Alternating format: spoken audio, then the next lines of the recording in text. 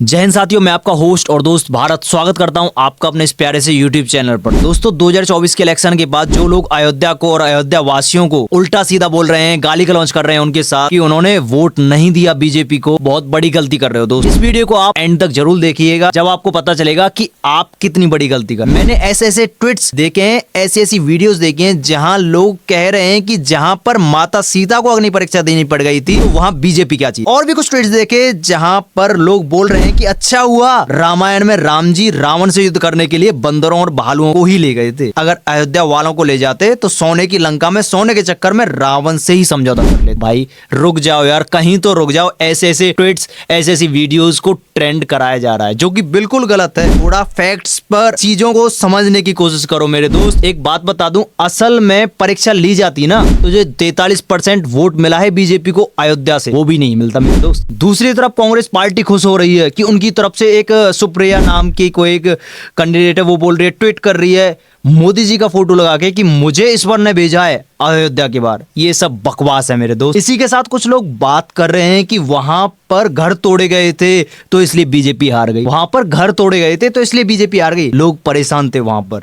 भाई ये भी बकवास। तो अब बात करते हैं कुछ डाटा पर कि बीजेपी असल में क्यों हारी, कारण क्या। पहली बात तो ये कि जो आप लोग अयोध्या अयोध्या चिल्ला रहे हो ना, उस लोकसभा सीट का नाम अयोध्या है ही नहीं, बल्कि उसका नाम है फैजाबाद। फैजाबाद उस लोकसभा सीट का नाम है जिसको आप अयोध्या कह रहे हो। अयोध्या में करीब 14% पॉपुलेशन है मुसलमानों की, 26% पॉपुलेशन है दलितों की, 12% पॉपुलेशन है ब्राह्मणों की, 12% पॉपुलेशन है यादवों, प्लस 34% पॉपुलेशन है जिसमें मल्हा जो केवट राज आते हैं, ओबीसी जिसमें गुजर राजपूत वो आ जाते हैं, राजपूत भी आते हैं, XYZ ऐसे 34% में अलग आते। पहली बात जो ध्यान देने की है, अब की बार फैजाबाद में जो चुनाव हुए हैं वो हुए हैं जातिवाद को लेकर।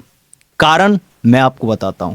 मायावती हमेशा चुनाव लड़ती थी दलितों को लेकर, क्योंकि वो दलितों की कैंडिडेट थी। अखिलेश यादव हमेशा चुनाव लड़ते थे यादवों को लेकर। बाकी मुसलमानों का वोट कभी कटता है नहीं, आप भी जानते हैं, मैं भी जानती हूं, क्योंकि वो अपने धर्म के लिए कट्टर हैं। अब मैं आपको एक बात बताता हूं कि समाजवादी पार्टी ने और बहुजन समाज पार्टी ने बड़ी सोच समझ के चुनावों में कैंडिडेट को उतारा। समाजवादी पार्टी के कैंडिडेट अवधेश प्रसाद, जिनके पास पहले से ही दलितों के वोट बैंक का अच्छा खासा कंट्रोल था, जो 9 बार विधायक बन चुके हैं दोस्त। आपको पता है अवधेश प्रसाद 9 बार विधायक बन चुके हैं और उन पर अच्छा खासा कंट्रोल है दलित वोट बैंक का। आसी जाति की जनसंख्या अच्छी खासी है अयोध्या में और उसी जाति से अवधेश प्रसाद आते हैं। और इसी समय बीजेपी के कैंडिडेट वही रहे जो पहले थे, लालू सिंह, जो कि ठाकुर समाज से आते हैं। बहुत बड़ी बात बोल रहा हूं मैं दोस्त। और अजीब बात यह है कि बसपा, जिसको दलित कम्युनिटी के या मुस्लिम कम्युनिटी के वोट काटने चाहिए थे, उनके कैंडिडेट थे एक ब्राह्मण समाज से जिनका नाम था सच्चिदानंद पांडे। समझ रहे हो दोस्त, क्या डॉट्स कनेक्ट हो रहे हैं। मायावती जो हमेशा चुनाव लड़ती थी एक SC या दलितों के लिए, जो अखिलेश यादव था वो हमेशा चुनाव लड़ता था यादवों को लेकर, मुसलमानों को लेकर।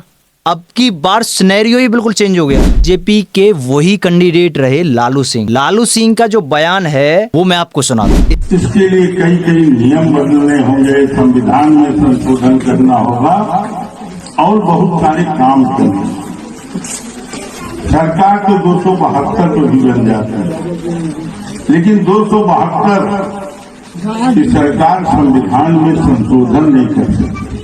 उसके लिए 2/3 बहुमत से अधिक सीट चाहिए या नया संविधान बनाना। तो इसलिए इसमें ये बोल रहे हैं कि अब की बार 400 पार होने पर हम संविधान को बदल देंगे, जिससे छोटी won't like Dalit, Pasi, OBC, Rajput, जिनकी अच्छी खासी जनसंख्या या पॉपुलेशन है अयोध्या में फैजाबाद लोकसभा सीट में, वो बीजेपी से कट गई। आरक्षण यानी रिजर्वेशन, जो कि एक बहुत बड़ा काम। और इस धारणा को फैलाने का सबसे बड़ा काम किया अपोजिशन ने कि संविधान खत्म कर देंगे, आरक्षण खत्म कर देंगे, संविधान खत्म कर देंगे, आरक्षण खत्म कर देंगे।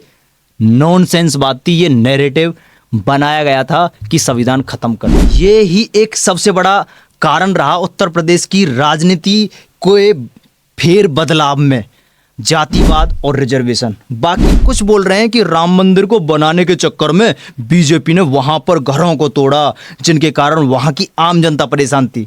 ये कोई बड़ा कारण नहीं है मेरे दोस्त, क्योंकि अगर मकान तोड़ना कारण होता तो दिल्ली, उत्तराखंड, हिमाचल प्रदेश, मध्य प्रदेश, त्रिपुरा जैसी जगह पर पूरी की पूरी सीट नहीं आती बीजेपी की।